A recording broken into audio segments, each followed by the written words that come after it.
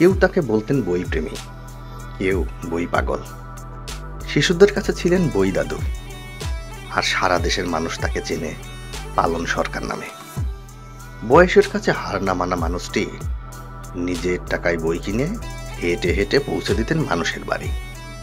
পড়া শেষ হলে সেই বই সংগ্রহ করে আবার নতুন বই দিয়ে আসতেন।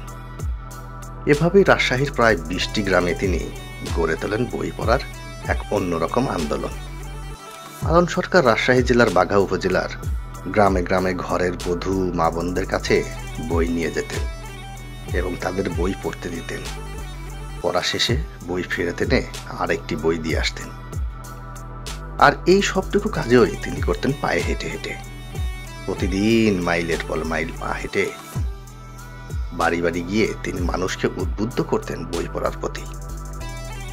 90 বছর বয়সেও প্রতিদিন 10 থেকে 12 কিলোমিটার পায়ে হেঁটে গ্রামে গ্রামে গিয়ে মানুষের হাতে বই ধরিয়ে দিতেন।